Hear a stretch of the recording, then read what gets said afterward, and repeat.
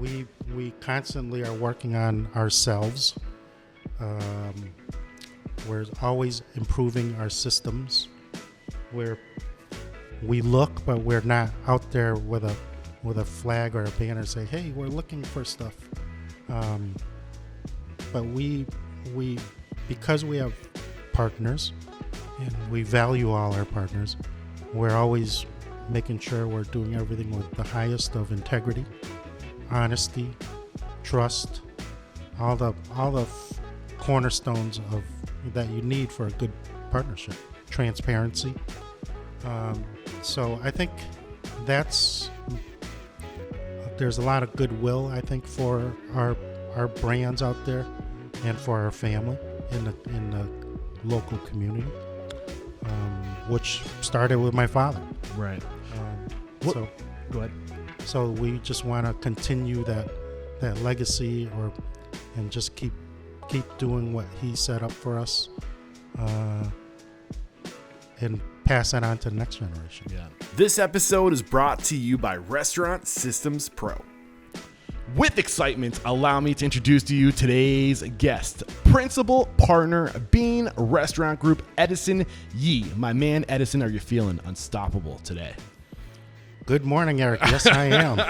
Yes, awesome. Glad to hear it. And I'm super excited to dive into your story. So your nephew, the third generation of Yee restaurateurs, reached out to me, said that your family listens to the show, that he's a fan of the show, and that he believes his family needs to be made an example of. I've got to be honest, I don't always respond to people asking to be guests on the show because I don't feel like I should be the one to decide who gets to be made an example of. I really want to be researched and journalistic, but every once in a while I get a gem, like a no-brainer, amazing family. And also he reached out to me saying, I want you to make an example of my family. It wasn't like, hey, get me on the show. And that, in my mind's, there's a lot of integrity behind that, right? So once I started looking into it, you guys are at like 15, 16 locations.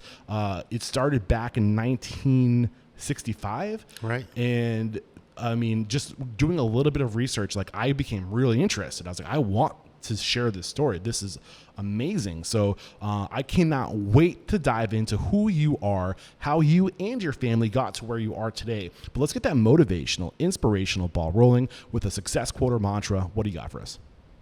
So what I like to always use the phrase, and it came from my brother, mise en place. Yes. Mise en place. And I think that dictates a lot of what we do in the restaurant industry, in that you have to be prepared at all times and be ready to go.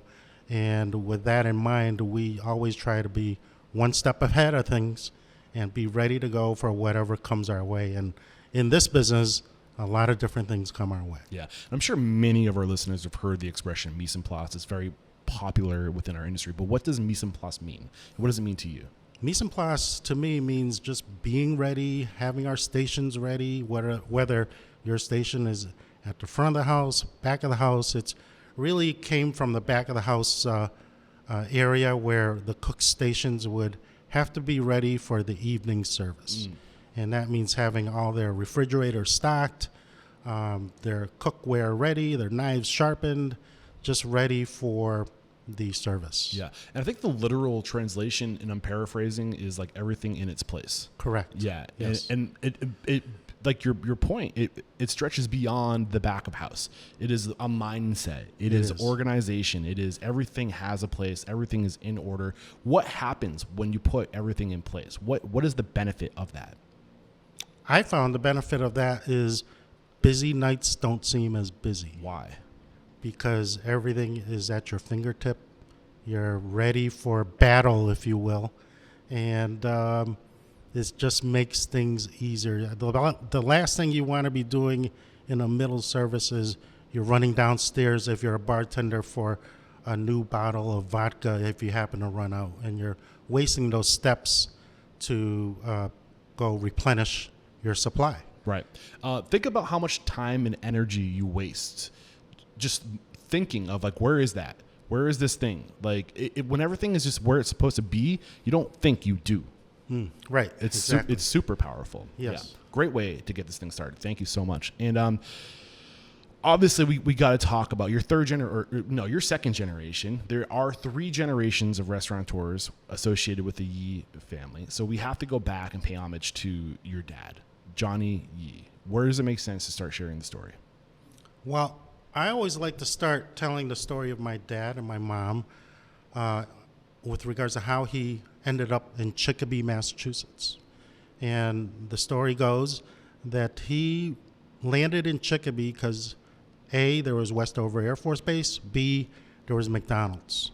And he went wherever McDonald's went. So he started a 50-seat restaurant in 1965, which eventually grew to a 1,000-seat restaurant hosting national comedy shows, featuring a 9-cast member Hawaiian show for many decades. And it was really just a fun place to be working. So wait, was he working for McDonald's, or was he just smart enough to know that McDonald's is really real estate first?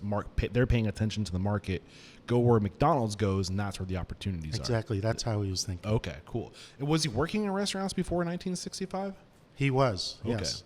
He immigrated over here in the mid-'50s, and he was working in restaurants in Boston, New York City, and from Boston, he would travel over to Chicopee when he opened up the restaurant. He would sleep on the rice bags. How old was he in 1965? He was in his 30s. 30s. So when did he come to the States? Did you mention that already? I apologize if you did. I think he came in the mid-'50s or early 50s. So you're first generation, technically, right? Because it's the first generation that was born here. Yes. Right. Okay. Yes. So so he came in the 50s. He was in his 30s. So he came like as like an older teen or like early 20s? Yeah. Yes. Okay. Yeah. And working in restaurants, did he ever say like what was his dream? Like was it always a plan to open a restaurant, or was the restaurant industry his passion? Like kind of get into that. Well, my dad was a quiet guy, but I would say that he was passionate about 2 things: racing horses, which he owned one, Okay. and restaurants. Okay. So he had a vision, and he I like to say nowadays that he was the visionary of my parents. Okay. And my mother was kind of the processor, where she would get things done, but he would have The the rocket big idea. fuel. This is yeah, and that's what I don't know if you're a fan of EOS, the entrepreneurial operating system. Tractions. We do use that. Yes. Yeah. So you know exactly what I mean by rocket fuel, where like you have that dreamer, you have that visionary, but you need the person who can make things happen, Right. who can be good in the dirt, as I think Gary Vaynerchuk calls it, and the person that's I think Simon Sinek calls it the how person. Mm-hmm. Your dad was the why guy, Right. and he married a how person, and that's a Correct. deadly combination. So take us back. You said he was sleeping on rice bags. Get into was this like what? Why was he doing that? Was this before he was? Yeah, because employed, he or? was living in Boston at the time. So Okay. when he opened up in Chicopee, Get a little closer to that mic for me. I'm sorry. when he opened up in Chicopee, he was still living in Boston, but it became busy, and he would sleep on the rice bags early on in his years, and subsequently he moved out to Chicopee. That's where I grew up. That's where we were there till 1974. Then we moved to South Hadley. All great times, great memories. At that time, we saw the restaurant grow in multiple stages, from the 50-seater to 100 seats, and then he put on Big Edition in the late 80s, and that just opened the doors for bigger shows, bigger entertainment, and it was fun. Awesome. So I've heard before, this is a common theme when people open their restaurants, that like they'll do anything to get started, right? And they'll live outrageously unrealistic, or they just sacrifice so much just to get started. And you hear people usually sleeping on a bag of flour and not rice. But he wasn't opening his restaurant at this point. This was before he opened his restaurant. I'm sorry, say that again? So like you said, when he was making all the sacrifice and the willingness to sleep on a bag of rice to get the job done? Was this when he was working for somebody else, or was this when he was starting his own restaurant? That was when he was starting his own restaurant. Okay. I was gonna say, like, man, like that's Yeah. true dedication. So like you got to do whatever it takes early on to like Right. to sacrifice to make it work. And I'm seeing that in your dad, that willingness to sacrifice. Did he ever talk about the biggest challenges early on? Early on, he started expanding in the early 70s. He went on to grow his business from Chicopee to Pittsburgh, Pennsylvania, Columbus, Ohio, Salem, New Hampshire. He went on to advise kitchens in Las Vegas.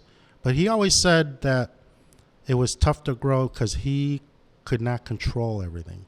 Subsequently, he sold everything but the original Hukilau in Chicopee. And at that juncture, he was kind of against growth. Why? Probably because he was not able to control it all. And at that time, everything was a little bit more archaic than it was. There wasn't the technology that we have today to help you run businesses, to run businesses via apps or software, and toast POS systems that make your life easy.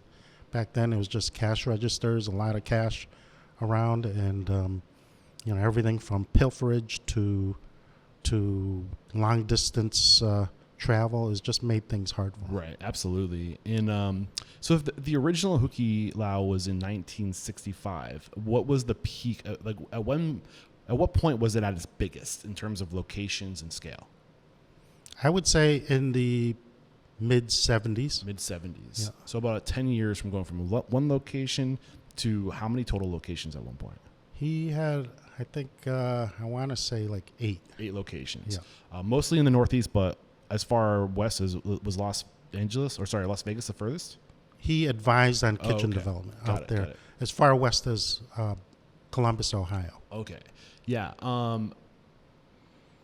I think you kind of hit the nail on the head, though. It's when you spread out, it becomes more to manage, and it's a lot of relationships. And when you're not back in the 70s, if you're not right next to somebody, they didn't have Zoom back then, right? Like they didn't like the liberties we have today, the freedoms, the conveniences we have today. You had to be on the road constantly back then to be able to manage that kind of stuff. Absolutely. Do you think that if he was around today, a part of the team, he would feel the same way in terms of scale, or do you think that with the tools we have, that he would be maybe more open-minded to it? I think he would be more open-minded today with the tools. I also think that he would be open-minded because the family has grown, and at one juncture at the Hukilau, we had myself and my siblings, so that's 4, plus my parents, that's 6, an aunt and an uncle, that's 8 of us. 8 partners operating under one roof. And now we're kind of spread out between the 15, 16 units. Right. Well, something else that I wanted to bring to the conversation is you have scaled. You have more units today than your dad had in the 70s, right? You have 16 units. But what's different about how you scaled versus how your dad scaled? Well, I think my dad left us with a great platform he left us with a lot. And we could do, my mother gave us the liberty to do what we wanted to do. And my brothers and I recognized, along with my sister, that we couldn't, although we worked great together, I mean, really great, and I still look back at those days fondly of being under one roof. We knew that if we were to have to live in today's world, be supported by our incomes from wherever it's coming from, that we'd need to grow. And that kind of is what spurred us to dip our toe into growth, because we knew that we needed to do that because we had kids. Right. I think what's unique about how you grew versus how your dad grew is I think your dad grew laterally, meaning like he brought his concept to different markets. Is that safe to say? Yes. where your growth is more deep. You're in one market, arguably a couple markets, but they're close by, right? Right. So when you grow, you go deeper into a community. You don't spread yourself out. Right. What is I'm thinking of Zingerman's Delicatessen and creating a family of business or a community of business where you're growing your values, you're growing your systems, but you're growing them deeper into the community. What's going through your mind? Well, that was not by plan. That was by one of our close advisors says we are opportunistic people. So when these opportunities pop up, we look at them, evaluate them. If they seem like it's something we can get a handle on, then we might take a chance at it. And that's how we got involved with our next growth piece in 2002. We acquired a small bar, and that gave us a little taste of what it was like to grow.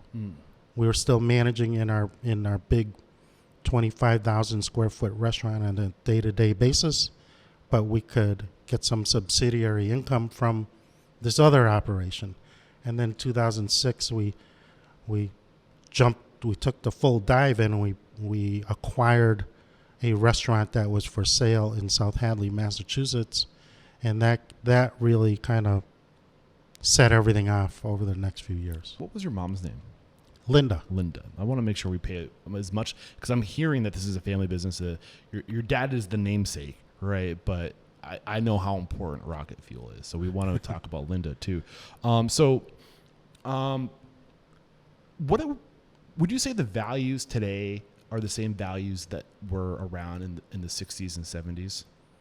As far as did the family, maybe I know at that point in time, 60s and 70s, like we didn't have things like core values written on paper. It was uncommon to see that sort of thing. But like what is at the core? What are the values that your mom and your dad instilled in the business that carry out through today? Well, I think the core values of what my mom and dad instilled in all of their children and many coworkers and associates, it was to be fair, to work hard, and to don't ask somebody to do something that you wouldn't do yourself.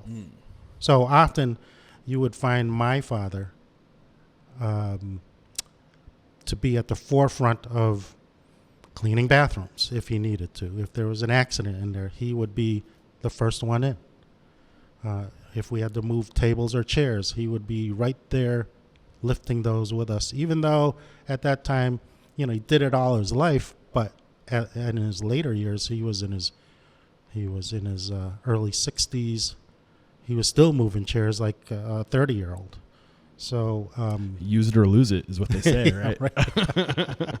I love that. What about business lessons?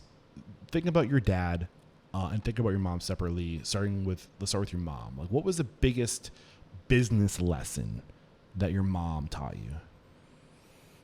Well, I think in our line of work, I think of things in terms of two ways: front of the house, back of the house. So in the back of the house, my mother taught us to be highly detail-oriented.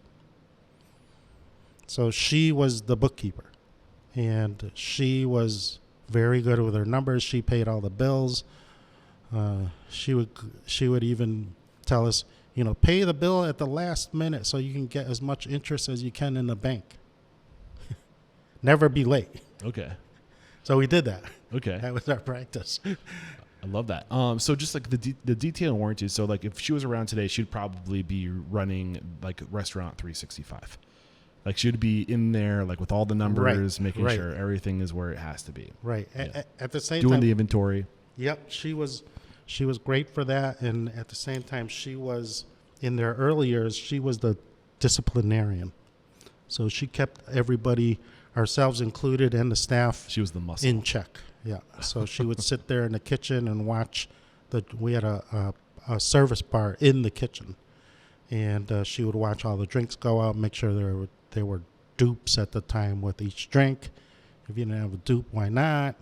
And if somebody was late picking up their food, she would be right on them. She would make sure the the food look great going out. She was the constant gentle pressure. She kept the standards. She did, yes. I love that. Yeah. What about your dad? What was the biggest lessons you learned from your dad? My dad was Mr. Hospitality. Everybody loved my father. And they would come in. My mother would say he was like a billboard because people come in looking for Johnny.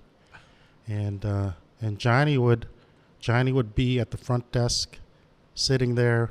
When customers come in, he would greet them, walk them to their table, say hello, do all the hospitality things, in addition to giving great food, a complimentary drink, whatever it was that made people feel special. What did hospitality mean to your dad? If he was sitting in your seat today and I asked him, what does hospitality mean to you? What do you think he would say? He would say, just make people go say hello, go make sure everything's all set, and make sure you follow the steps of service as we know today. Make sure their tables are cleared. All the details, again, the devil's in the details. And they were very stringent on making sure that the guests who came in had a clean environment, clean bathrooms, great food, great service. So I'm tempted. So one thing that I want to pull to the surface that I absolutely recognize, and I think your dad and your mom were like way ahead of their time, is that they understood that it was about the experience. And you put on a show. It wasn't just a restaurant, right? There was more to it. So get into that.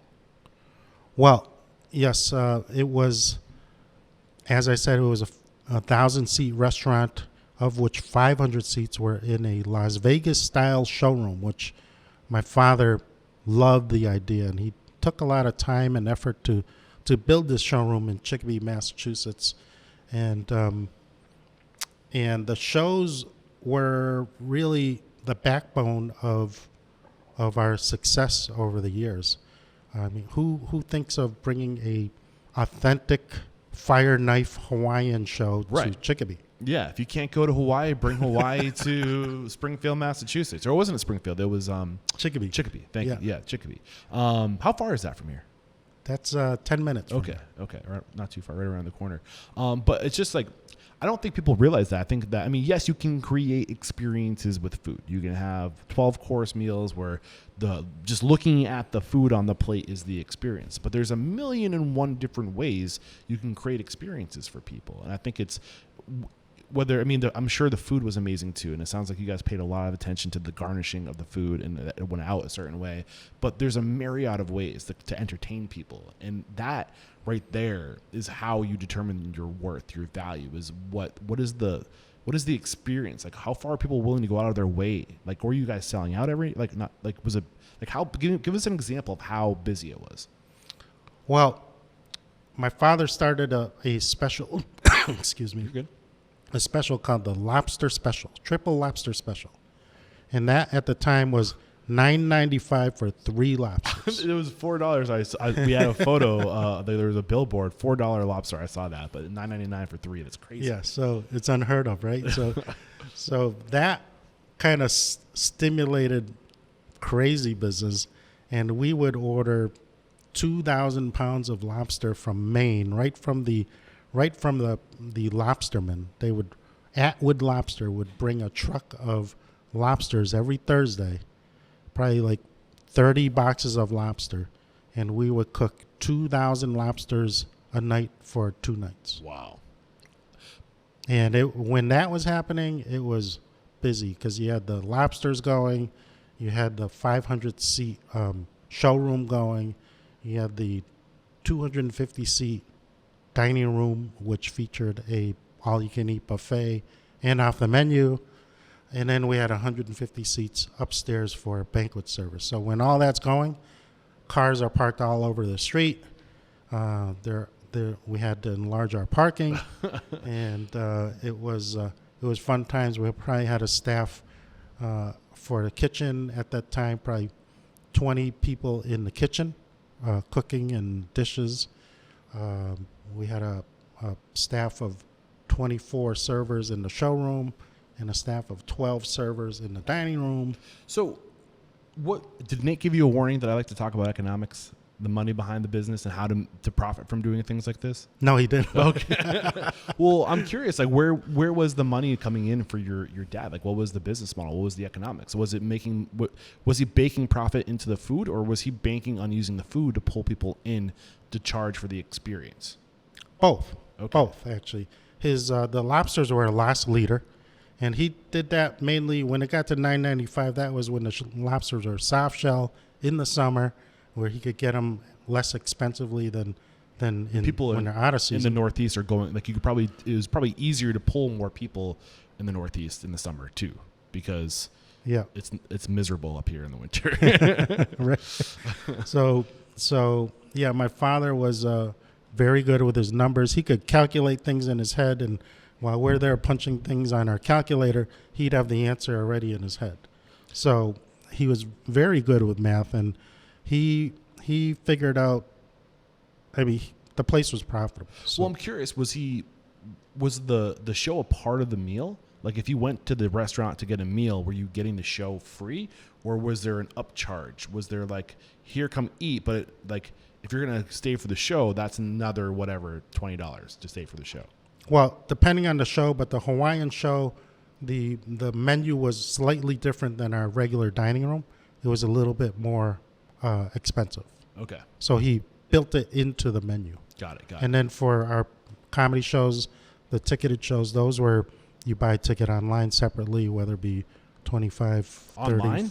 Online, yeah. Back in the 70s and 80s? No, this was in the 80s when the showroom opened. We partnered up with Bill Blumenreich from in Boston. He runs the Wilbur Theater now. Okay. And he's also in a lot of big showrooms in Las Vegas and all over the country. But he and my father had met. Bill came into the restaurant one afternoon, midweek. I was there, and I happened to be very interested at the time in being a stockbroker. And Bill was a stockbroker also at Bear Stearns. Okay. And so he comes in, and he wanted to meet my father because he wanted to bring comedy shows to Western Mass. And thus was born the Comedy Connection at the Hukila. Okay. And Bill was true to his word on a simple handshake with my father, no contracts. And Bill brought in national talent, and it was basically maybe 2 weekends a month, and it was great. It was a great relationship. We're still connected to Bill. We call each other over the holidays to wish each other well. And although we don't have a showroom today. Yeah, but it's so, like, just the power of collaboration, right? And the power of going further together and creating those win-win situations. Right. It sounds like your dad recognized the significance, and your family recognized the significance of this.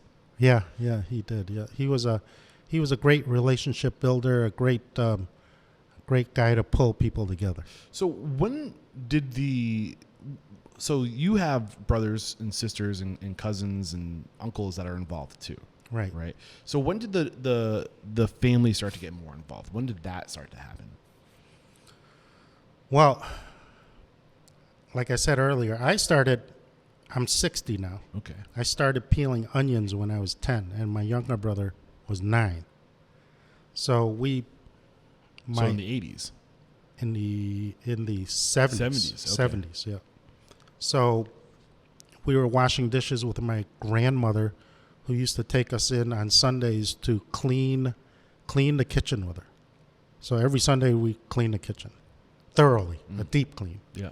And then subsequently, all my siblings went from dishwashing to appetizer cook. That's how I got my start. Yeah. Bus boy, Yeah. line cook. bartender. I would take the bus to the restaurant after school and mop and sweep and take out the trash every day. There you go. But I'll tell you what, having $30 in my pocket at the age of like 12 years old every week, like what's a 12-year-old have to spend money on? I was rolling in it. It was awesome. But like when from like a business person, like when did the baton start to get passed? When did your dad start to transition, your dad and your mom start to transition out of the day-to-day to where like the family started to more like run things? When did that start to happen? That probably happened in the 90s. 90s? Yeah, 90s. My older brother Andy was spearheading a lot of the, let's say, visionary stuff that my father was doing. And my father would not go to a meeting without Andy. Okay. I don't know if people saw that, but I did. And because Andy was very upfront, fun guy, jovial, easy to get along with. And I think Andy broke down a lot of barriers for people because of that personality. So I think now is actually a really good time to take a break and thank our sponsors. When we come back, we'll start to talk about what the passing of the baton looked like and the different lanes the different family members started to fall into. Sound good? Great. We'll be right back. We have to interrupt today's episode to let you know that every second and fourth Thursday of the month at 1 p.m. Pacific, 4 p.m. Eastern, Restaurant Systems Pro CEO Fred Langley is going live to teach you everything you need to know to run a profitable restaurant from soup to nuts. All you gotta do is click the link below. We're back. So it was around the 90s that this transition, this passing of the baton from first generation to second generation starts. Your oldest brother. So what?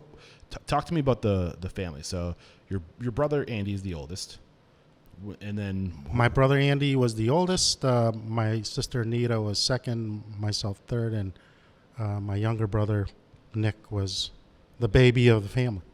We also had my aunt, who and my uncle, both on my father's side, and they came in and helped with the business significantly as well.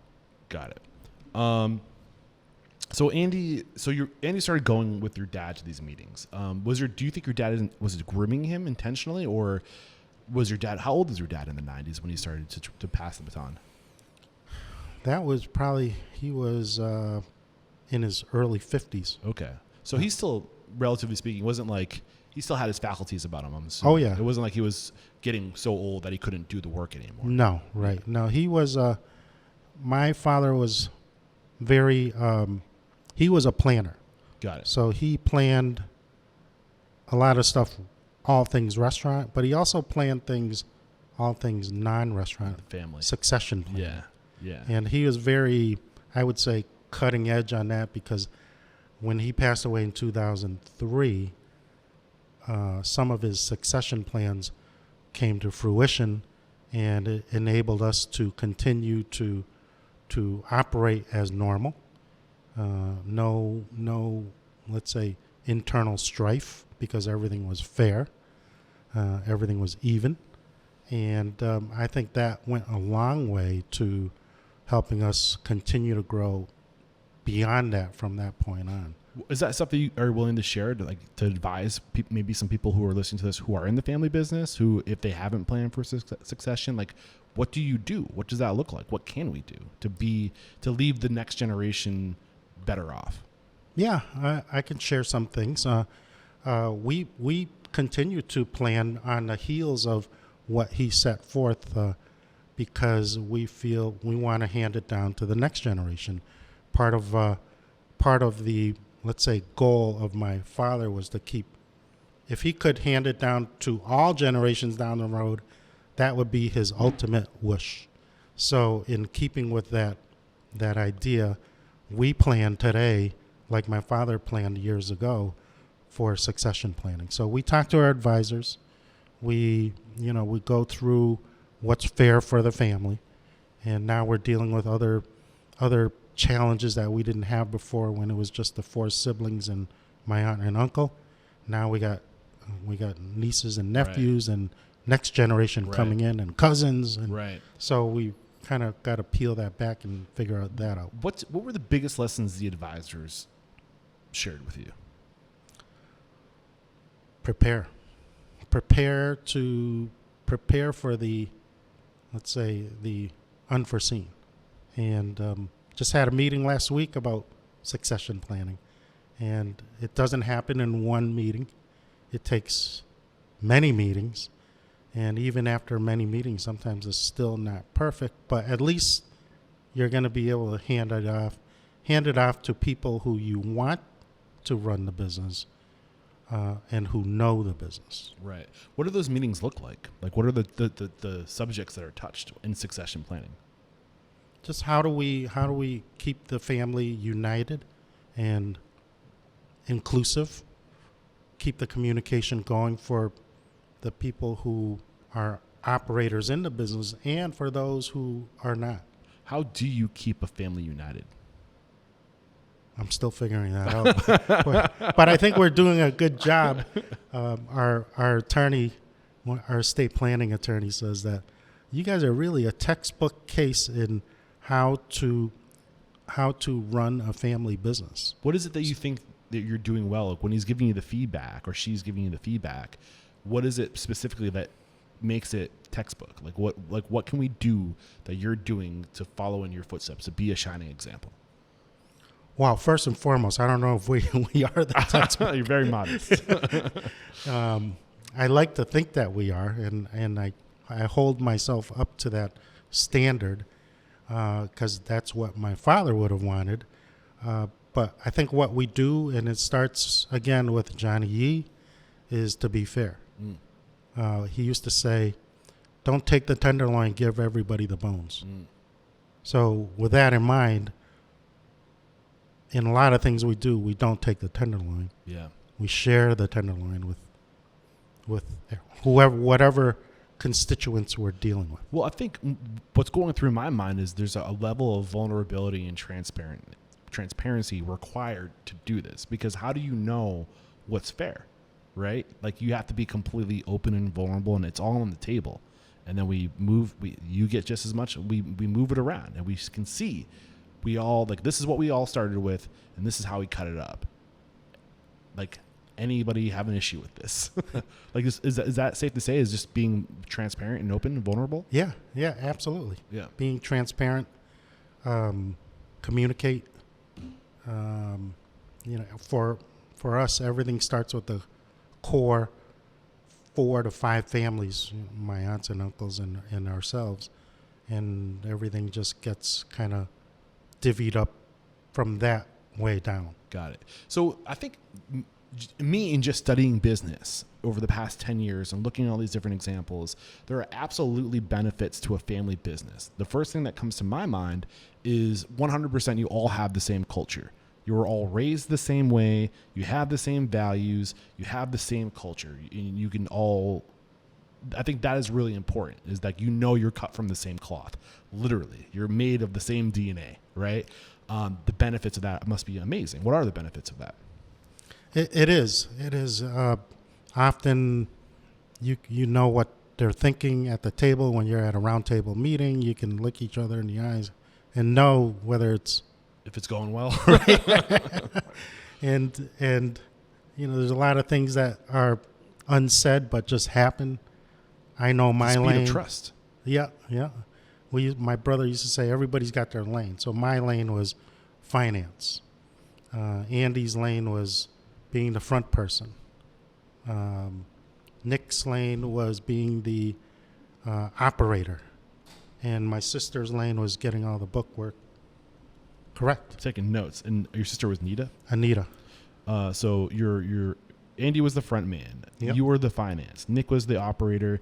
Anita was the books. Yep. Books and all the paperwork. She kept us in line. Got it. Do you need me to pause? Nope. Okay. And what about your aunt and uncle? They were the operators as well. Got it. So this was the next thing I was going to go to. So when to your point, stay in your lane, find people who are strong where you're weak. And these are like the tactical side of business. There's the culture, and then there's like the tactical skill set where you got to surround yourself with people who are strong where you're weak, right? But is it just coincidental that you all happen to have these complementive skills? Like, what are the odds that you all have skills in different verticals? Yeah, no, I often think of that as I was growing up. Like, boy, how fortunate it was for us to have each one of us kind of have the skill set where we didn't really cross into each other's territory too much. You know, I wonder sometimes, like, I'm fascinated at how the universe works, and I think it's all connected. And I think that we are at our best state when we are in a tribe and part of a family, and we have our purpose, we have our lane. And I think that a tribe always goes further because you have now the collective of all these different people and their unique abilities, and everybody just kind of contributes, and like the tribe is stronger, right? Right. And I think in a big family, I wonder sometimes if like what level is nature paying attention? Like, okay, the first one was an entrepreneur. What's the second one gonna be? Like, what are the like? Maybe this is a little bit of a stretch, but what's going through your mind as I say this? I think the world is more complicated in paying attention. The universe pays attention. What's going through your mind? Well, I mean, like I said, I think we were fortunate that these stars aligned for us, and through some purpose, some way, it worked out where we complemented each other totally. I mean, I think about me and my brother and my sister. Like, I am the one I'm the ready, fire, aim, leap, let's go. I'm like the risk taker. I just go, go, go, go. My brother is much more conservative and thoughtful and risk adverse, and like really pays attention and looks at everything and attention to detail and technical. My sister is the manager. Like, she likes to keep things in order. Right. Yeah. So it's like, what are the odds? Right. So right. And I'm seeing that in your family too. Yeah. I think that was a great part of our success. And today, even though my brother passed away and my sister is no longer working with us, she's at home now. We still try to duplicate that with anybody who we bring in. Who's our next front guy? Who's our next technician, let's say? And so I try to find those people via interviews or internal growth, people who have come up through the system that match some of that criteria to, let's say, hold those positions and make it successful. Right. And I think that's one thing I was hoping would come out of today's conversation too, is like, you think that normally you think of family business, you think of, nepotism and unwilling to go outside of the family and really keeping it in the family. But that's not true with you. Like, looking at a lot of your partners, like, you have people who are partners who aren't a part of the family. Is that correct? Right.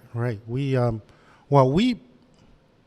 manage the restaurant arm for some of these partners, and they're great partners. And but we've also, so they're not really active in the business. We give them their reports and results, and hopefully they stay happy. What about Chef Brian Graham?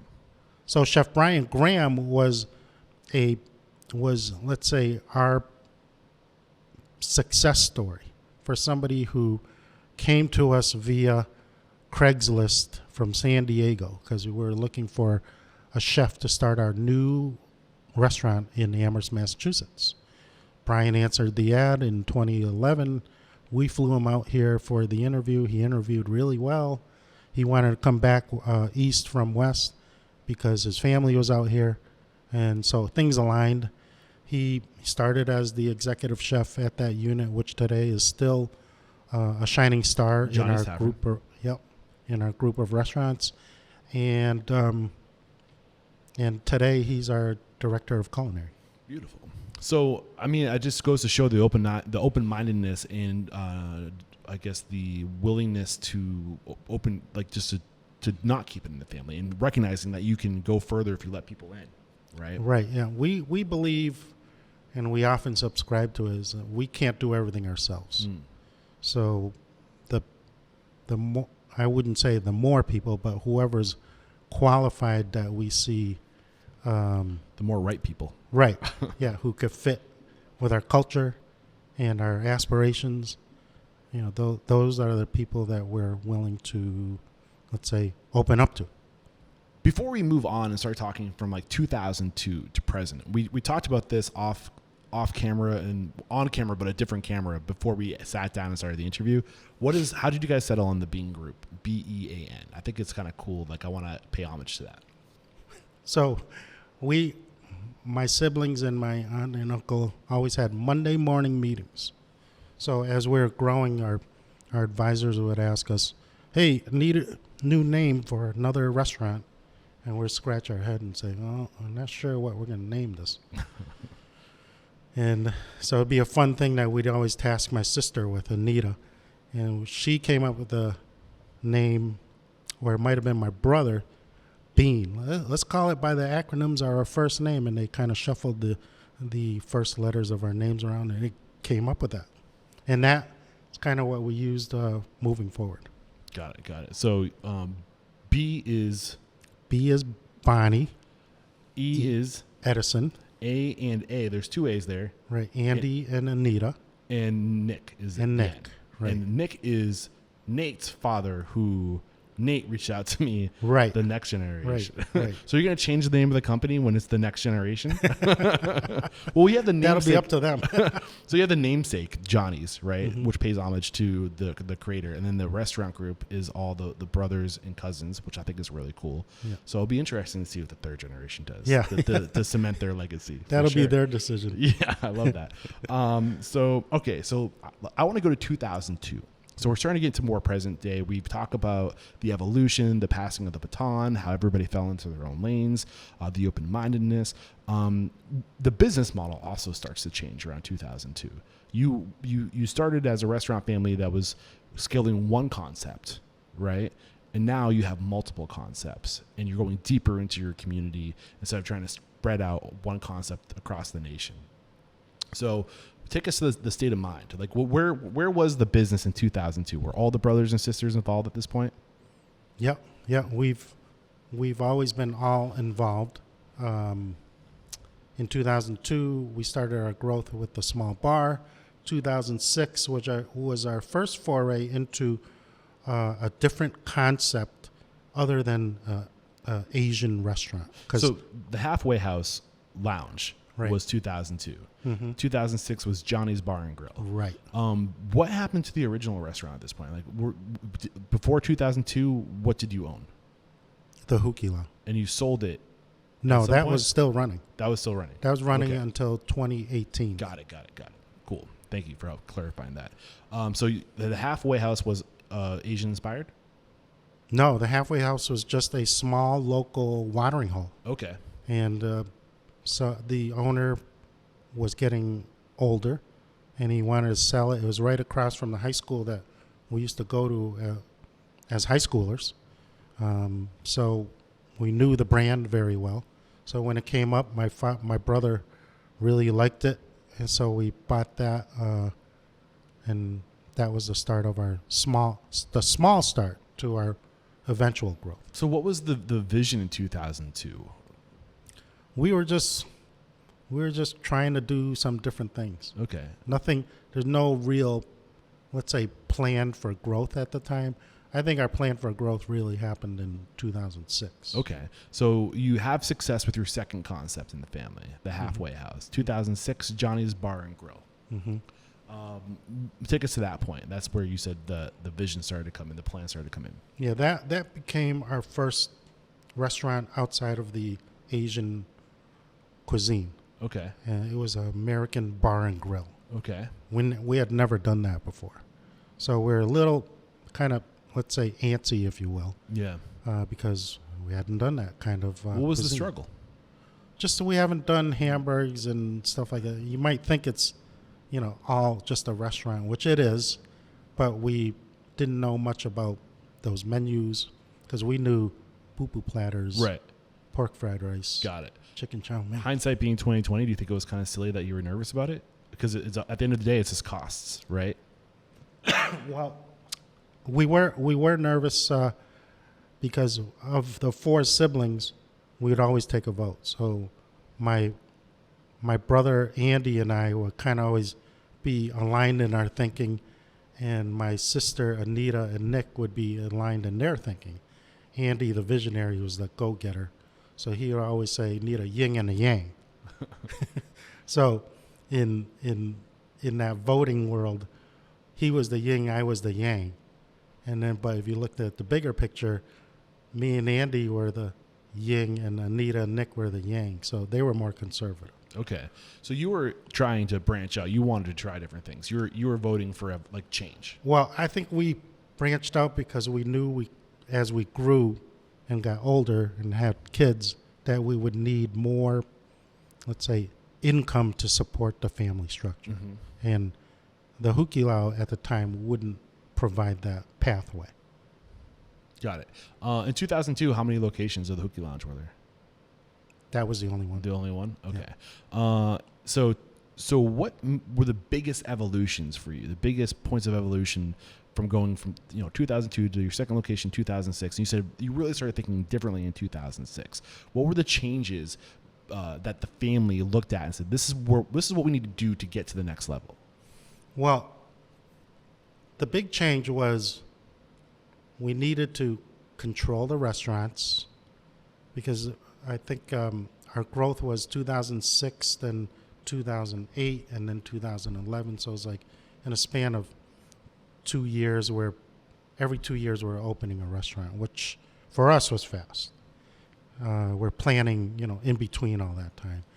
But I think the biggest change was from being fully hands-on in the restaurants, greeting our guests, troubleshooting, scheduling, to being in an office.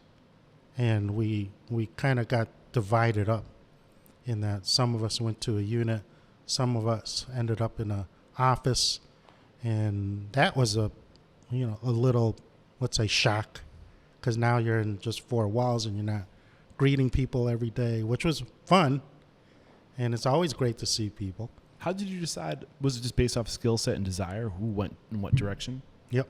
Okay. Yeah. So it sounds like you realize that you have to build layers between yourself and the work if you want to scale. You can't be in the restaurant every day. You have to start building those layers to work on your business. Yeah, right. So we started building that, and we needed to get reports to our managers so they knew whether they're doing good or bad, and we needed to keep a tab on that as well, just for our own internal purposes. And we couldn't do that just doing it part-time. So when you started getting into the office, when was that? Was that 2006 when you had the office? So Well, we had an office at the Hukilau for, forever. Right. And we were working out of the office in the daytime for lunch, and then we would go down on the floor at nighttime. Got it. So they became long days. And we did that for many years, and it wasn't until we started getting maybe 3 or 4 units that we really started branching off and segregating that work. So the 4th unit came in 2011. I'm just going to go through real quick the timeline to give our listeners a big picture of kind of where you went from 2006 from 3 units to where you are today with 15 or 16 units. Yeah, right. So we mentioned 2002 was the Halfway House Lounge. 2006 was Johnny's Bar and Grill. 2011 was Johnny's Tavern. Then we have Johnny's Tap Room, which is adjacent to the tavern. Adjacent to the Bar and Grill. Adjacent to the Bar and Grill. 2012 and 13, Aya Sushi and Noodle Kitchen. 2014, Student Prince, which we'll be going to later on today, where I'll be grabbing some B-roll. 2015, Johnny's Roadside. 2017, Student Prince, the Fort Worst House. I'm not saying that right. Say it for me. Worst House. Thank you very much. And that's a specific spin-off that you guys do at the Big E, which is a state fair. Right. And then 2018, you purchased McLaden Restaurant Group, which consisted of 3 Irish pubs and Union Kitchen. Right. Right. Am I missing anything? 2020, we purchased the White Hut, which is that's right. hamburger and hot dogs. Oh, I'm sorry, that was the next page. It keeps going. I thought that I was done, but I didn't. On my notes, there's more. So keep going. You can finish it up. Yeah, and then last year, 2023, we opened our second unit of the White Hut in Holyoke, Massachusetts. Yeah. So what I love about your business approach is that you have unique concepts. It looks like there's a combination of seeing property and acquiring property and making it your own, but also seeing legacy brands and then just saying we don't need to change a thing about this. We just need to maybe update some behind the scenes systems and culture. Is that safe to say? It is, yes. So like very diversified from, original concepts to taking your systems that you've developed in your own concepts to injecting them into amazing legacy brands, and then taking turnkey operations too, which is the other thing that you do, where you're like, let's buy these assets and then put our brands into them. Yeah. We've when we do talk to our advisors, we often say that part of our strengths is that we can put multiple concepts in different communities, because we've got German, we've got sushi, we've got taverns, we've got modern American.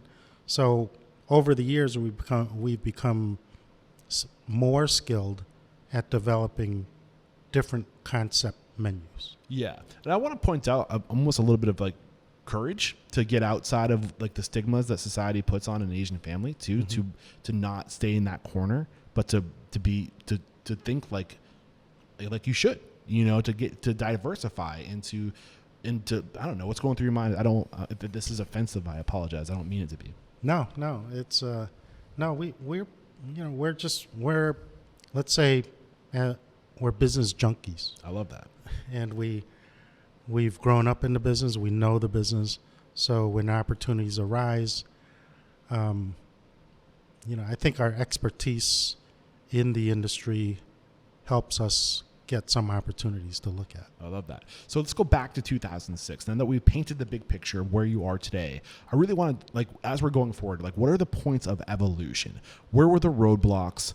And what were the things you did to evolve your organization to get to the next level? So with that in mind, 2006, you start creating these layers between you and the work. That's where we left off. What was the next evolution for the Bean Group?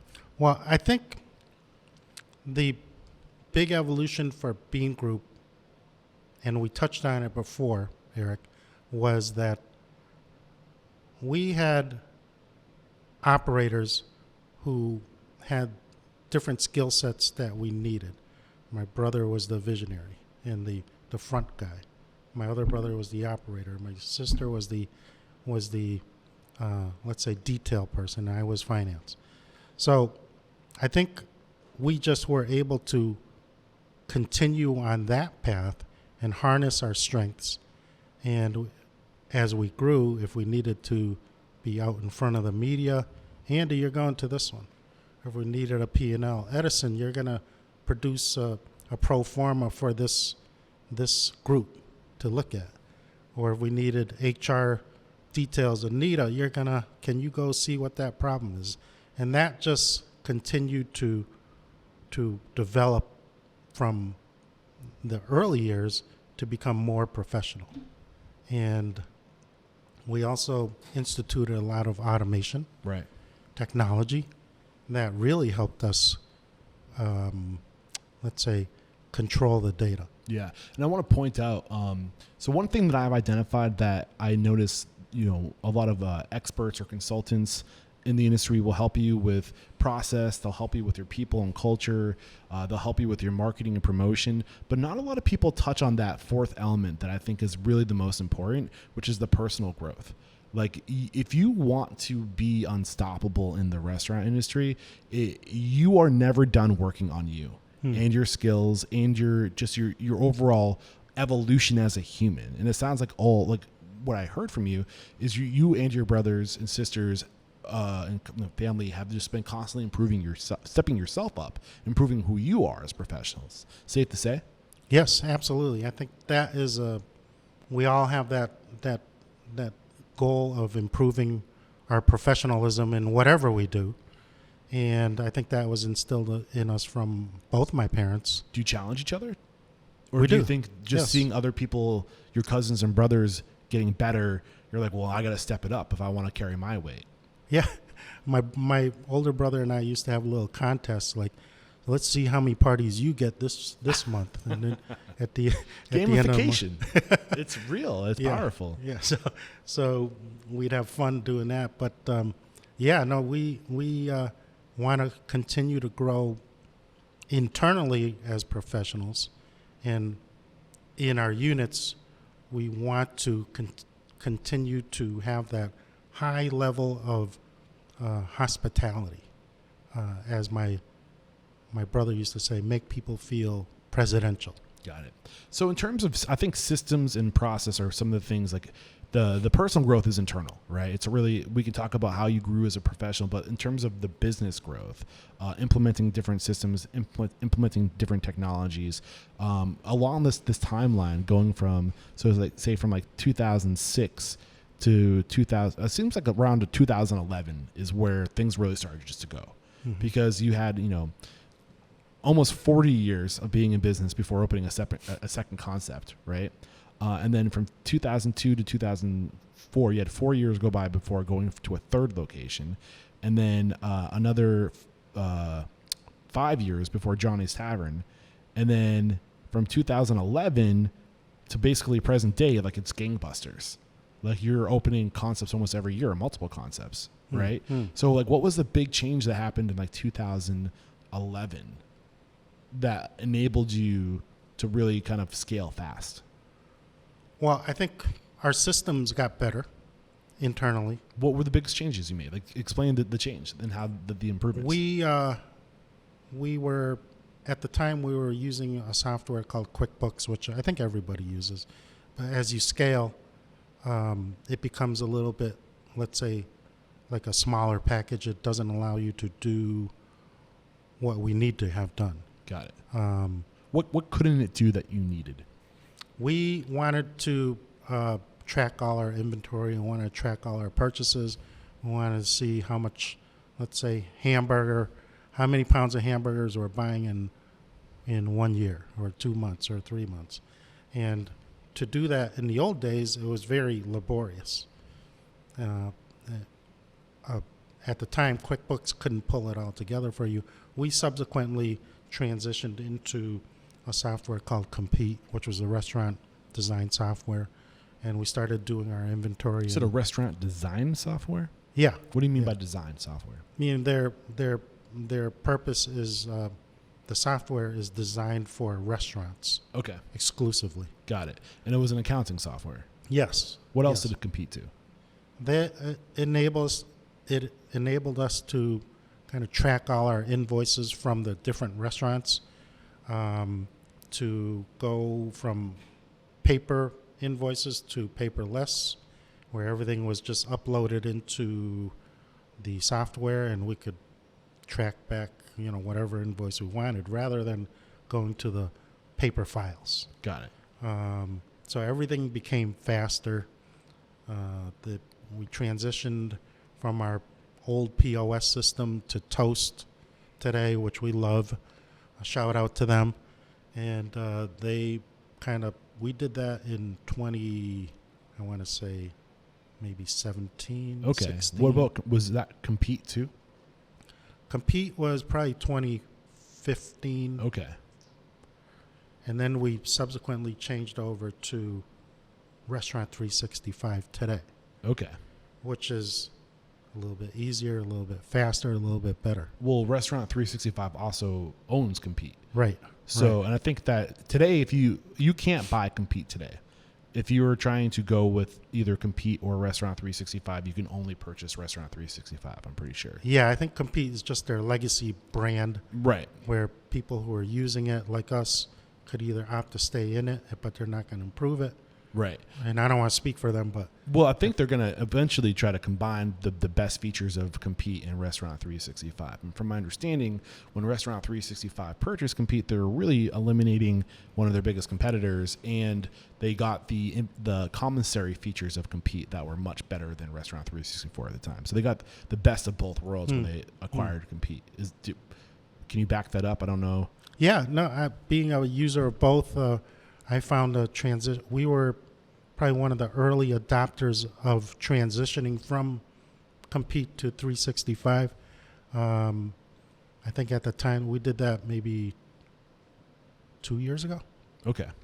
1.5 years ago. What was the biggest struggle going from the old way to the new way? We wanted to make sure our books were tight, good, that all the information transitioned over. And we had the help of an advisor out of New York City. And he was really instrumental in making us feel comfortable to transition everything so that our accountants were comfortable and all the numbers mirrored each other pre-transition and after transition.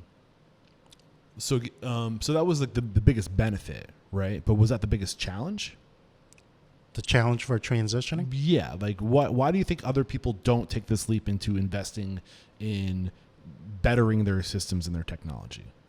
Well, I think a lot of restaurateurs, the big players do.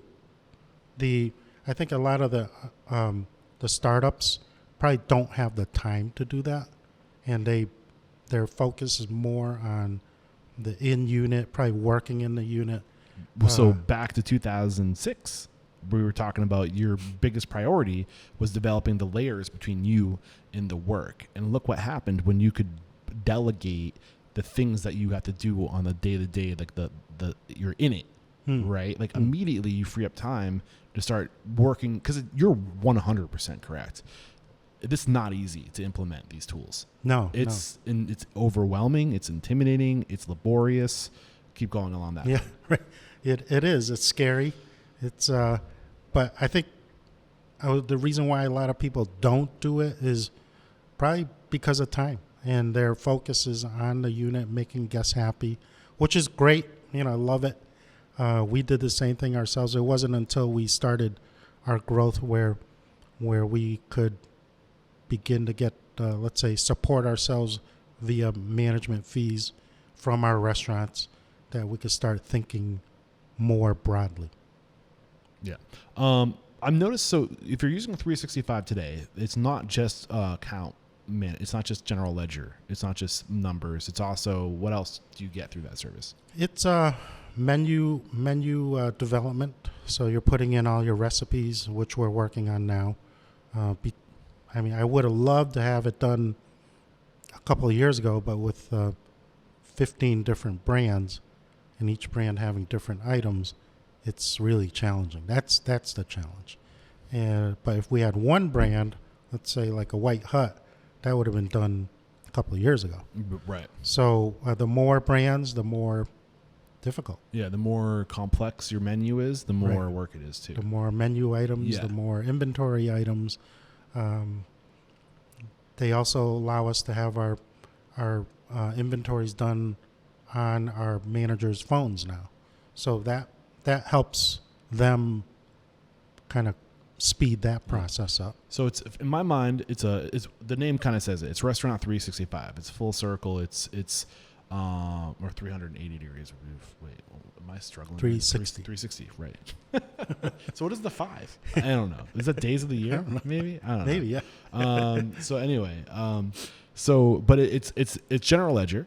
It's accounts payable, accounts receivable. It's menu engineering. Essentially, it's costing cards built into software. Right. So you can engineer your menu and know down to the paper that you're using to wrap the burger what each item costs. Right. And you can reverse engineer that to know what you charge, so you can bake in your profit. Right. Right. It's labor management too, isn't it? It is labor management. We don't use that for labor management.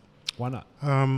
We're using a software called 7 Shifts for our scheduling. What does 7 shifts do that made you not use what you're already paying for in Restaurant 365? Or do you Well, not pay we for don't that? know. Okay. We don't know. Because, frankly, we shifted over to 7 shifts from Compete at one point had a scheduling component. We used it, but we liked the 7 shifts better. Why? Because it was more user-friendly. Okay. And the employees really kind of took to it after we tried it. More user-friendly from the end-user employee experience or both user and like manager experience? Both. How? Well, our prior software was a little clunky, didn't work great. It was had some glitches, so that got the managers all fired up, every time they had to onboard somebody or whatever it was. So that set us on a path to go look for a different software. So at the time, we found 7 shifts and we tried it. The managers, we implemented it in 1 or 2 units first, just to dip our toe into it, see if it was going to work like everybody says it would. It did, and so now we've expanded that to all of our restaurants, in keeping with our goal of having a unified platform for all our restaurants. Because sometimes when we're acquiring these restaurants, they come with different POS systems, different scheduling software. So we kind of get rid of all the stuff that isn't the same as what we're using. That would be ridiculous. Yeah. If you had all those different systems you need to know and manage, it would So, be so hard. I And know it doesn't integrate either. So now it all comes together in the back end, so you can see in a dashboard what everything's doing. Yeah, the integration is really one of the key parts to anything we do, because we want everything to be talking to one another. Right. And so our reluctance to move to 365 is not because of anything wrong with it for scheduling or onboarding. It's just that we're so accustomed to 7 shifts and we don't know what the other side will bring if we switch. Right. And I do want to go on record and say I love 7 Shifts and Restaurant 365, both past sponsors of Restaurant Unstoppable, and super grateful for their support over the years.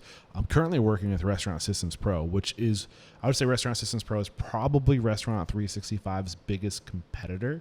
And if I'm opening a restaurant tomorrow, I'm going from 0 to 5 restaurants, I would say I'm going with Restaurant Systems Pro, because I feel like the amount of support that you get from the team at Restaurant Systems Pro, Fred Langley does 60-day training consecutively. He doesn't miss a day. Like, where else can you go and get training from the CEO of a company on how to implement the software? Live training.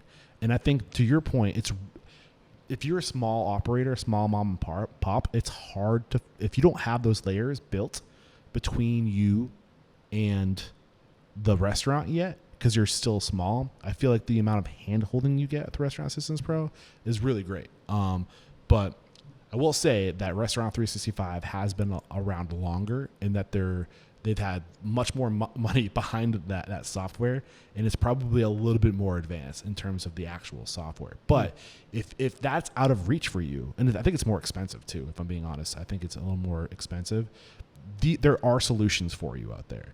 And I highly recommend Restaurant Systems Pro. If these other systems are still out of reach for you, make time for it. Make money for it. Budget for it. Because what happened to you in your organization when you chose to put technology in place?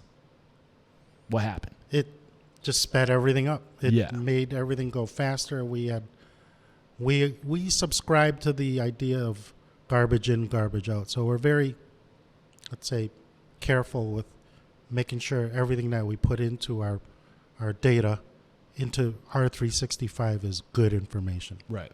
So we're pretty meticulous about that. And it allows you to do more with less. Yes. And I think that's the big thing. If you're going to be a restaurant in the future, you have to start doing more with less. Specifically, more work with less people, because labor costs are getting out of control. Great point, because in the early days when we were on QuickBooks, we'd be printing checks manually, envelopes, stamps. Now, and I think before we could process, I don't know what the number was, but let's say 60 checks a day but now we could do like hundreds of checks a day, or even no checks and just electronically pay people, and it's just faster.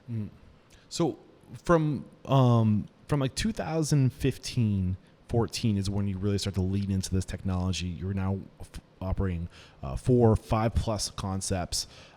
You're about to really go gangbusters. What was the next point of evolution for you in your organization to go from like a 5-unit, 6-unit operator to where you are today, 15, 16 units? Like I said earlier, a lot of our opportunities were just kind of coming our way via partners or... Isn't it crazy how that works?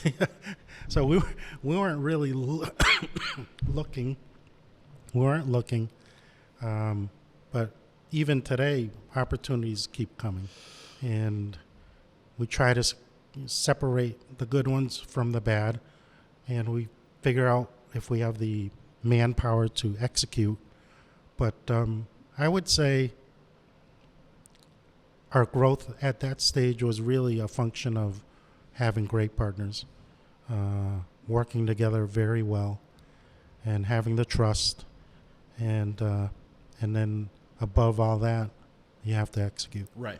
I want to get into like mindset real quick, because what you said I think is really important. I want to make sure our listeners kind of grasp that. Opportunity came to you. You weren't putting energy out into scaling.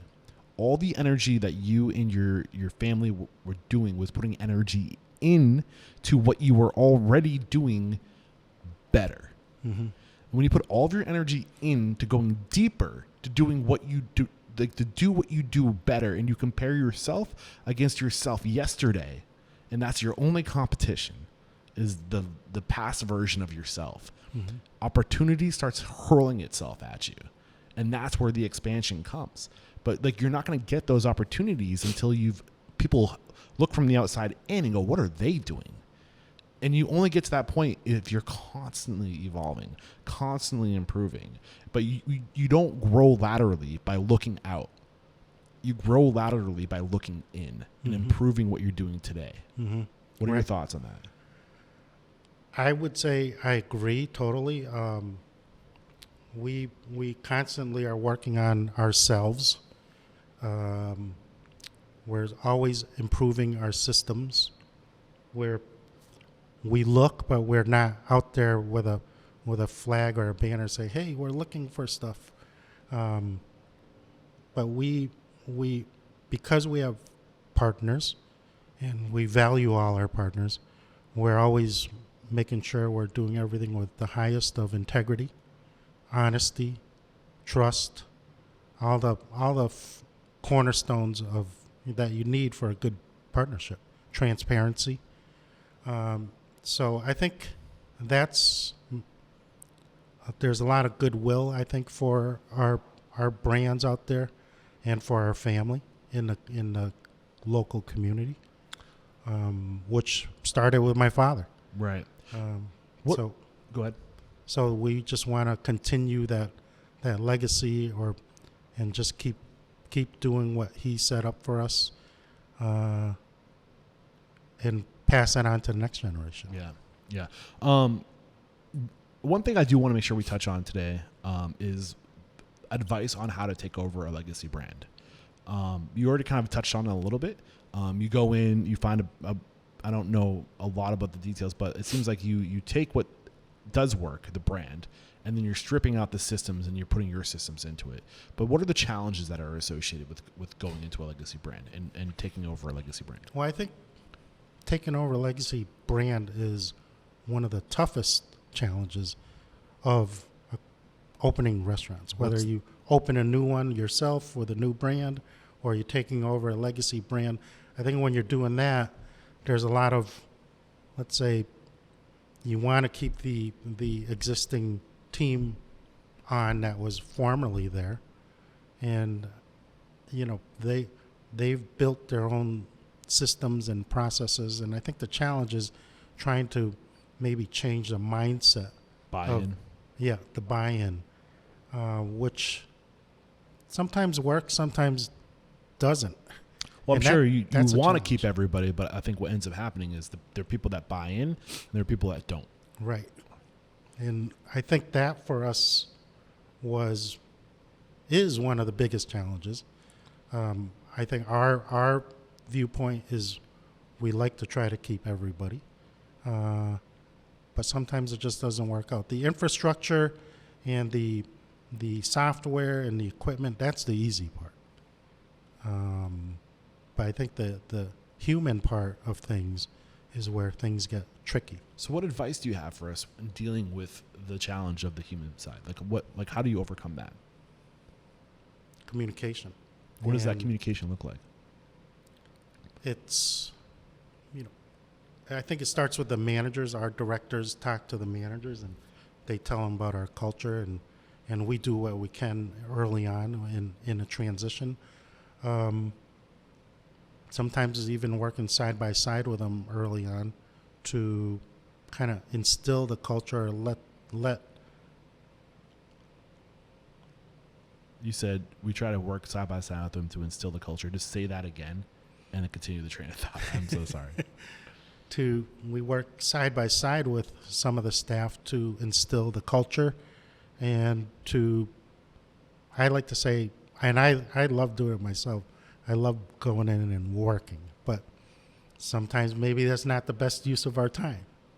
And but the human challenge it's just tricky, and I think we try to get it through via our core values, which we're working on now.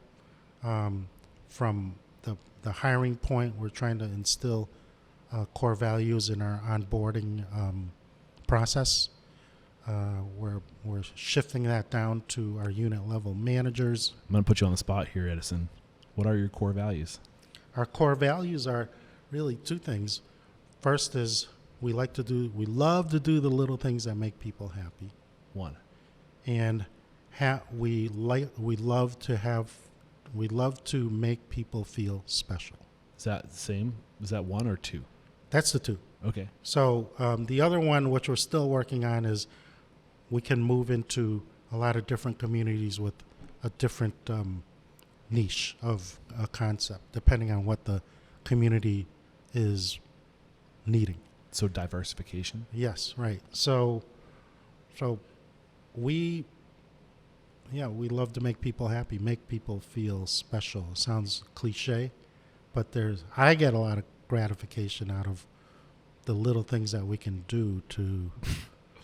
I'm laughing because my poor listeners right now, because they know me and they know I'm about to go off on how important it is to see people. And you look at Maslow's hierarchy of needs. I'm a broken record. This is the first time we've had this conversation. I have this conversation often. It's physiological, then security. Like, do I feel safe? So, do I have food and shelter? Do I feel safe? And then above that is, am I seen? Am I valued? Am I appreciated? And if you can feed into that, it's so important. We need it. We thrive off of being seen and valued and appreciated, and that's hospitality. Right. It is. Yeah. And my father was great at it, and my brother is great at it. I think we're all cut from the same cloth, so we try to carry that on. Mm-hmm. And that's although I'm in the office nowadays and not down on the floor, that's the culture we try to have our managers execute. I love that. I think now is a good time to take our last break to thank our sponsors, and we'll be right back to talk about the kind of like where you are and like what the future looks like for Bean Restaurant Group. We have to interrupt today's episode to let you know that every second and fourth Thursday of the month at 1 p.m. Pacific, 4 p.m. Eastern, Restaurant Systems Pro CEO Fred Langley is going live to teach you everything you need to know to run a profitable restaurant from soup to nuts. All you gotta do is click the link below. We are back, and we've covered the Bean story, the Bean legacy. And we were now at present day. We talked about all the restaurants you've opened. We talked about your evolution along the way. Where is Bean Group today? Well, Bean Group today is where I think we're still in a somewhat transitional stage in that we're continuing to improve our systems. Although we're somewhat comfortable in our foundational systems like R365, we're also developing our next generation teams. I'm 60, my brother's 59. We can only do this for so much longer. So I'm really putting in a lot of effort to build up our next generation decision makers. And we have Nate, my nephew, my other nephew, Matt, who's my Andy's son. We have Brian Graham, our director of culinary, my cousin Tina. So we're continuing to build this restaurant savvy team, if you will, that is focused on getting it to the next level. So those Matt, Brian, Nate, who else am I? Tina, Sonny. Sonny. And this is a combination of family and outside folks? Yep. And Madison, who you met earlier today, is the cornerstone for our HR department, and she's learning and growing every day. I love it. You also said you were looking to improve so you wanted to continue the legacy, grooming the next generation. You're also looking to improve your systems. What does improving your systems look like? Probably just more automation. From an office point of view, I think we got a lot of the big pieces in. But from our unit level point of view, my brother's always working on more automation. Like what are the things that he keeps on talking about? Well, or what are the things that he's recently the implemented? thing he was talking about yesterday was he was going to buy a sushi roll cutter that cuts the rolls automatically, and it's really it let's say in this world of difficult labor environment, we need help, and automation is one way to help us in the restaurant industry. So he's always on the prowl for something that will, let's say, make us more productive. On the unit level, what have you implemented that streamlines process? We've done some automation. We've bought, let's say, pieces of equipment for restaurant specific needs. Like we bought a machine that makes beef a tenderizer. We sell a lot of schnitzels in the student prints. So before we're pounding them out by hand, and now they got this machine that does the work faster, better, safer, and less time. So I think people need to think like this, right? Because like I can't afford that. Let's call it a $5,000 machine. I don't know what it costs you guys. How much time and labor and waste and all these other things, like how long does it take to recoup the investment? Well, in that machine, we felt like we would get our return in a year and a half. Okay. Cost $12,000. But it's a little different depending on what piece you're looking at. Can we get down to like the unit economics of like using the actual machine itself?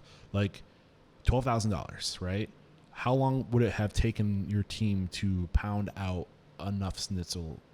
So that's a... Well, I think when we made the decision, and don't quote me on this, I want to say that it probably saves like 2 to 3 hours a day. Wow. And how many people would you have assigned to that task for 2 to 3 hours?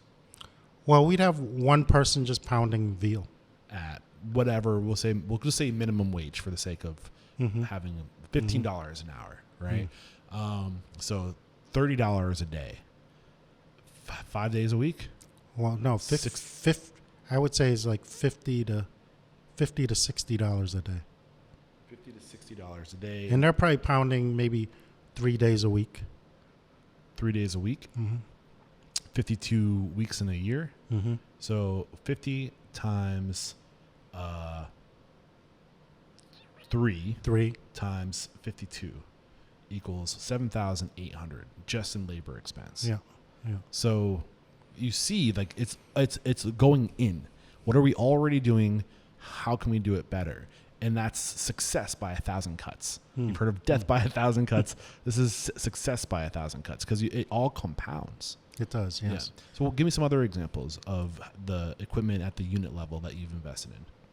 So like I said, we were looking at the sushi cutter because we're having, let's say, having skilled sushi cooks is tougher and tougher to come by.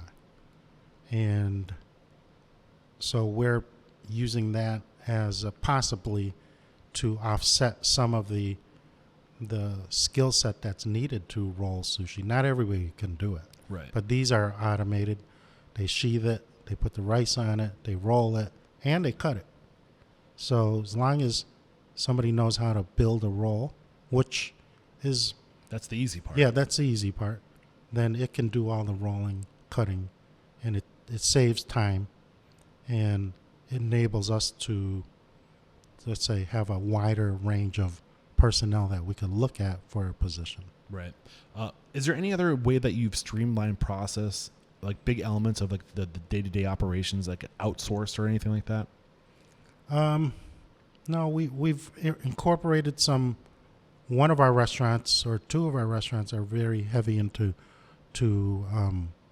their wines. Okay. So we've just recently got onboarded with Wine View, which has all the wines on a tablet, and we're using that as we're prototyping it, and it's in a beta test for us to see if it's going to work to help us sell more wine. Yeah. There's one company that I've been made aware of recently. When I discovered it, I was like, this is a no-brainer. And I was wondering if you were working with that company. It's called Restaurant Technologies, Inc. It's a fryer. You outsource your frying solution, basically. They deliver oil. Yes.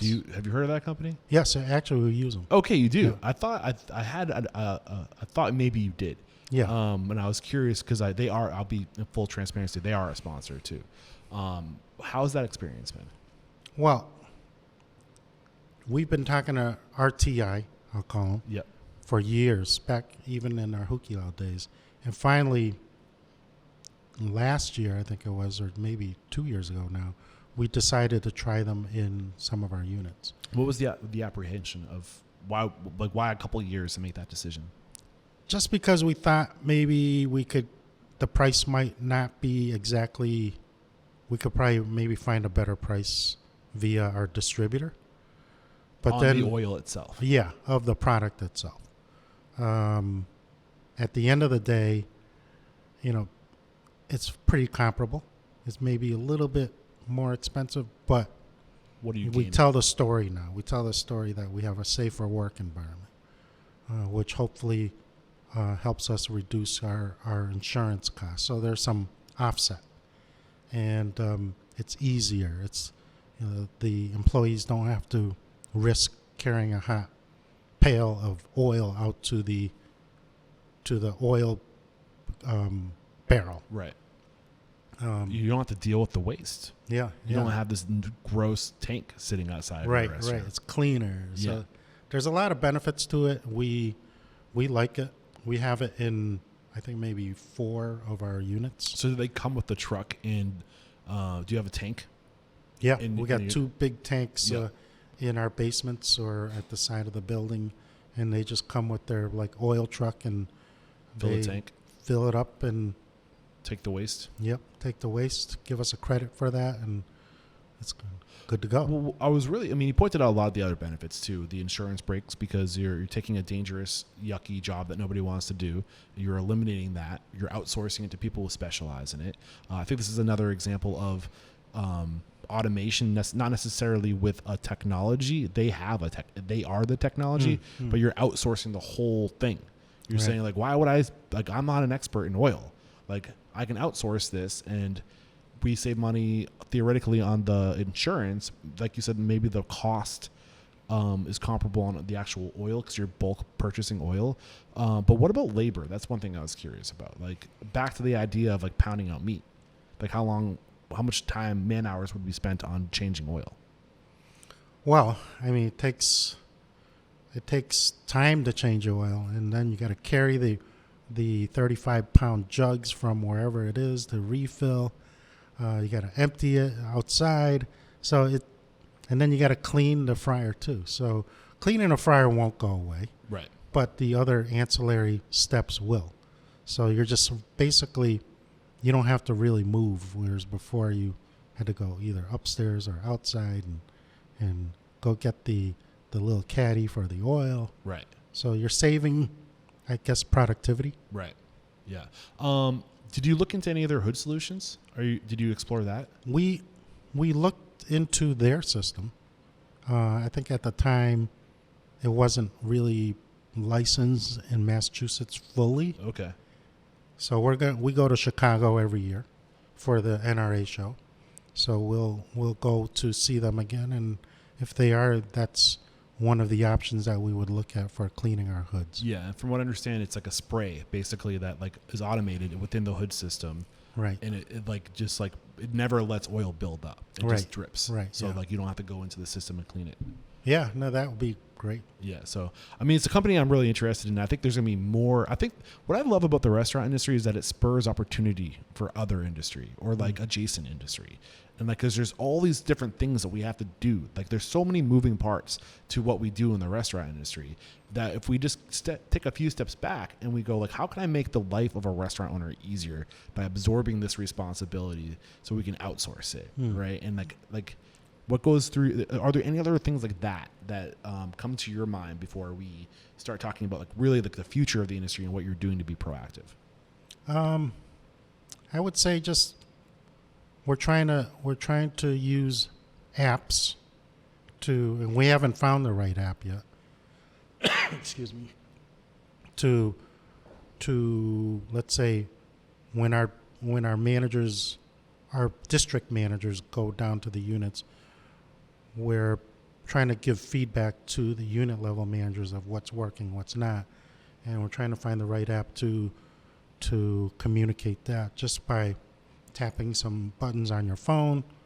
Emails go back out to us at the office here and to the unit level managers that their lights were out or their trash was messy or the temperature wasn't right. So we feel that that's a missing link for us because we're out there, but we don't have any, let's say, method to communicate what we're seeing that's Right. not right. Have you heard of Opus? No. I think, I mean, it's a new on my radar, but I think they focus on that. Another one, I think it's just basically it's like a system for moving information, right? I think like a EMS almost, I think, but also with layers of communication built in. I think WiseTeel might be another one that would have solutions like that too. Two companies I've heard of, just throwing those out there for you. But the only other thing I really want to talk about, because I'm a geek and I love this school of thought, is EOS. You said that you use EOS traction. Yeah, yes. Like, are you all in EOS? Are there elements of EOS that don't really work for the restaurant industry? Like, what has been your experience with the entrepreneurial operating system? Well, we lean heavily on our advisors. So we recognize that we're hitting a wall with just problem solving and getting the right flow of information, having the right hierarchy. So we enlisted, we signed up for a workforce training grant to help us grow professionally. So we hooked up with A workforce training grant? yes. Grant. Got Yes. So we're going to these EOS sessions with a trainer. How long have you been doing this? A year to 2 years. Have you seen any impact from starting to go to starting to implement this stuff? We've seen a great impact. So yes. continue your train of thought. I apologize. So we do what we call our L10 sessions. What is an L10? L10 is our Friday meeting that we just talk about. We just problem solve. It stands for level 10. Level 10, right? Yep. So we problem solve Fridays, and we talk about what's on track and what's off track for our rocks, our boulders, our pebbles. Oh, man, you're getting me excited right now. I'm such a nerd. So we're doing all that, and what it's helping us do is helps us keep in touch with our, let's say, directives to our managers to focus on issues and get those fixed as quickly as possible, because we're just problem solving.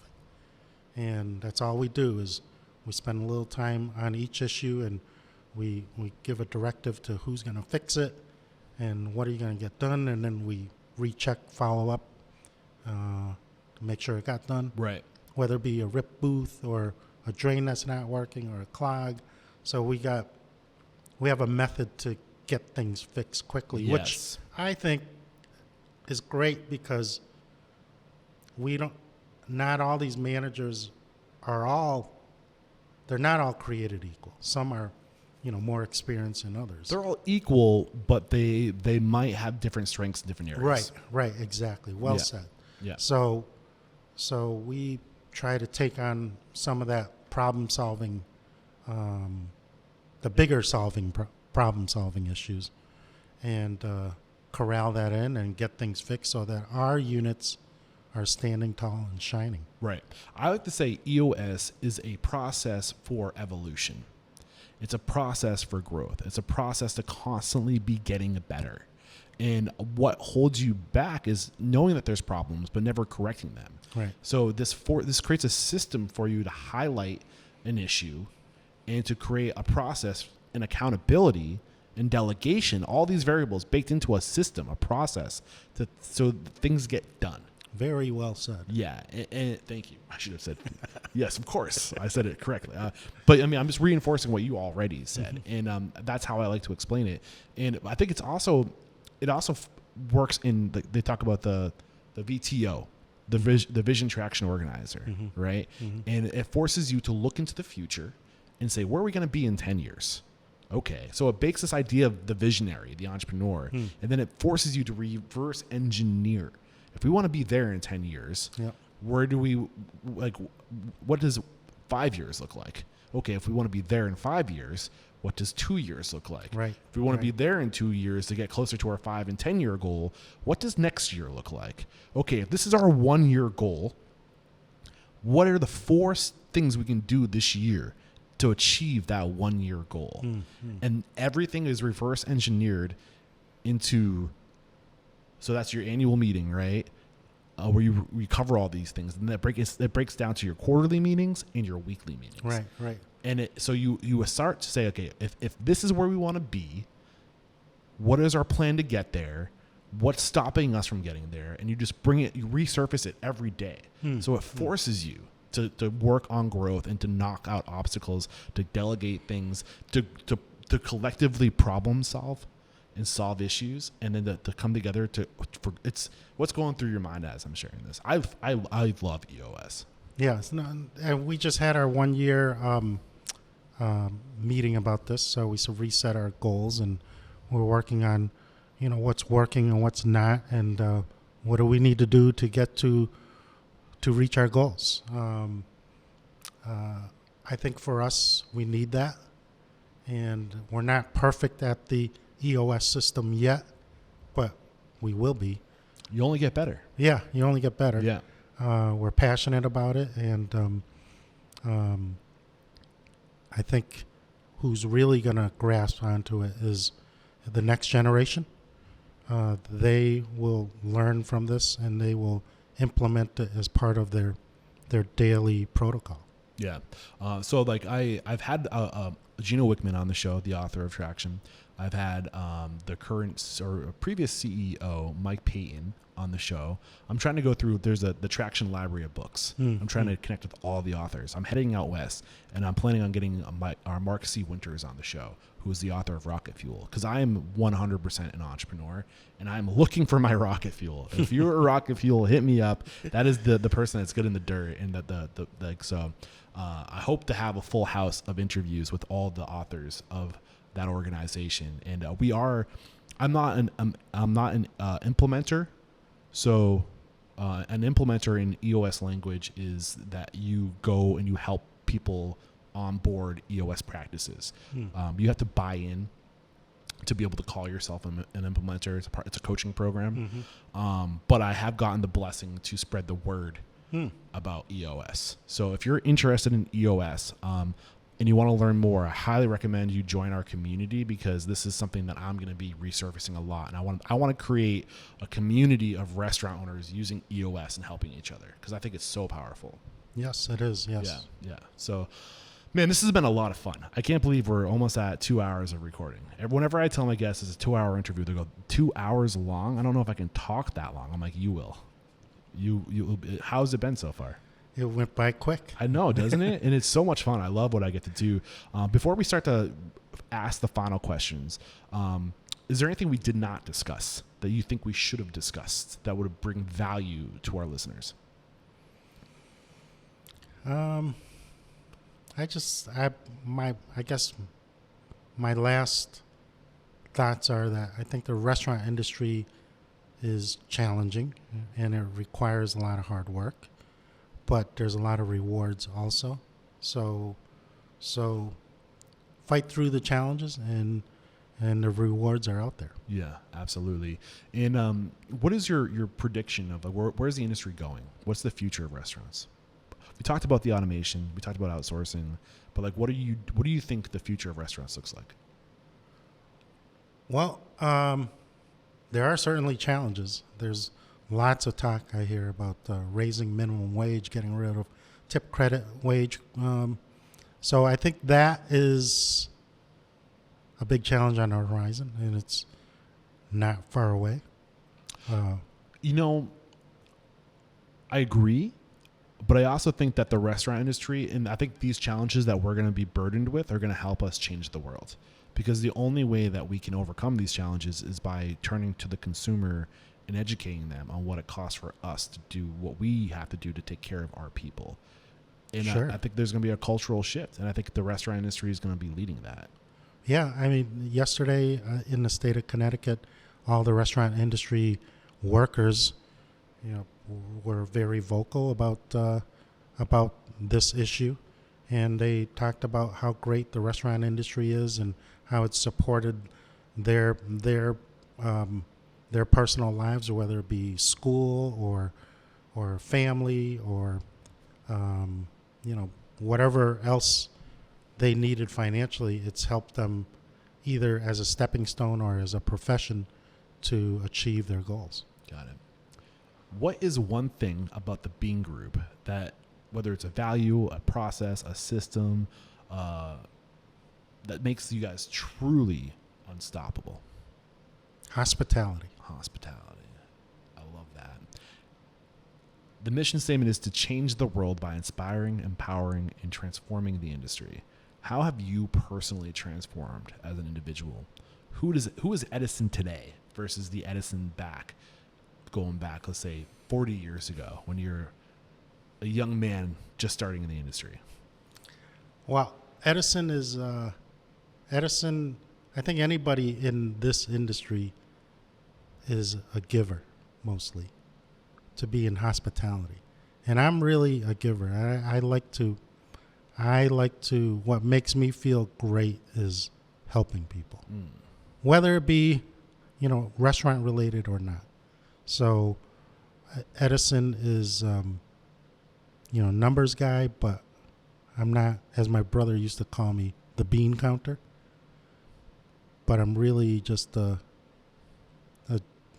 just a genuine guy that you can rely on. I love that. If you got the news, this is a hard question. I get a lot of eye rolls, so I'm warning you in advance. Okay. If you got the news, you'd be leaving this world tomorrow. All the memories of you, your work, and your restaurants would be lost with your departure, with the exception of 3 pieces of wisdom that you could leave behind for the good of humanity and your legacy. What would those 3 pieces of wisdom be? Have fun in life. 1. Have great friends. 2. And enjoy your journey along the way. 3. This has been a lot of fun. I've really enjoyed connecting with you. Thank you so much for welcoming me in, letting me share your story. I am trying to have this next question really be what steers the ship of Restaurant Unstoppable.